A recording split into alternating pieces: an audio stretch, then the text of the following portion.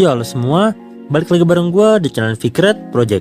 Gue balik lagi sama pembahasan Agent of the Fourth Season. Seperti yang gue bilang di video sebelumnya, gue nggak berencana untuk menjadiin anime ini sebagai pembahasan reguler mingguan. Tapi kalau ternyata ada episode yang seru buat dibahas, maka baru bakal gue bikin videonya.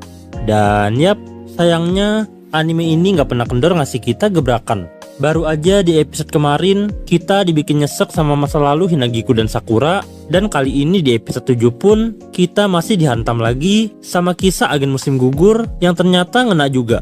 Episode 7 ini fokusnya adalah tentang perkenalan dari agen musim gugur dengan pengawalnya, sambil diselingi beberapa momen singkat di mana Hinagiku pengen banget ketemu Rosei. Yang pertama, gua akan bahas soal agen musim gugur. Kalau dilihat dari episode 7, kemungkinan agen musim gugur ini baru aja ditunjuk kurang lebih setengah tahun yang lalu, yaitu di musim gugur sebelumnya. Jadi nggak heran agen musim gugur ini masih sangat muda. Bahkan bisa kita bilang dia ini masih anak-anak. Namanya Nadeshiko Iwaizuki. Ini adalah sebuah ironi, di mana anak sekecil itu harus menanggung tanggung jawab yang besar, apalagi dengan teror yang tinggi juga. Dan uniknya di sini, agen musim gugur punya cara mereka sendiri untuk melindungi Nadeshiko dengan merancang sebuah rumah kaca dengan sistem penghalang yang cukup canggih.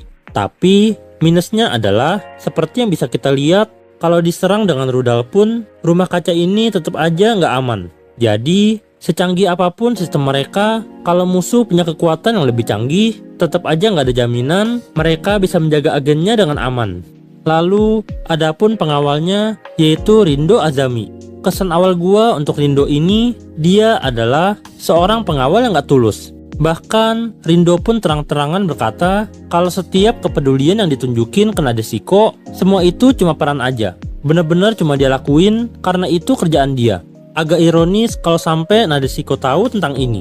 Nah, tapi ada sebuah momen krusial di mana Rindo kena mental. Rindo yang selama ini menjalankan peran sebagai kesatria yang baik, ternyata tanpa sadar dirinya ikut masuk ke dalam peran itu. Ketika Nadeshiko terkena rudal dan diculik oleh pemberontak, Rindo pun langsung syok.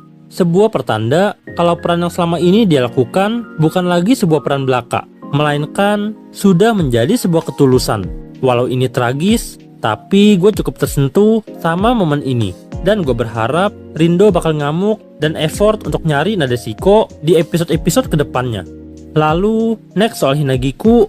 Walau kepribadian Hinagiku udah berubah, tapi baik ingatan ataupun perasaan yang dia punya masih sangat ingat dengan Rosei. Sehingga dia pun berulang kali nge-mention soal Rosei, yang mana tentu ngebuat Sakura terganggu, mengingat selama ini Sakura hidup dengan kebencian tersebut.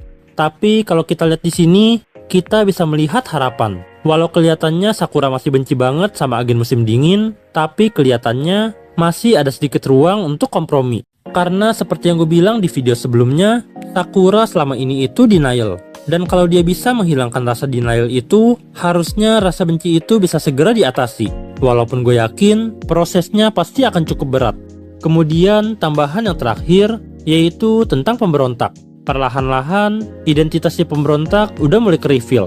Bukan lagi NPC doang, tapi kita udah bisa melihat sosok penting dari si pemberontak. Yang paling menonjol, yaitu si cewek cakep yang satu ini. Kerasa banget aura villain yang licik dari dia. Ngebuat dia jadi sosok villain yang cocok dengan masalah-masalah yang ada di series ini.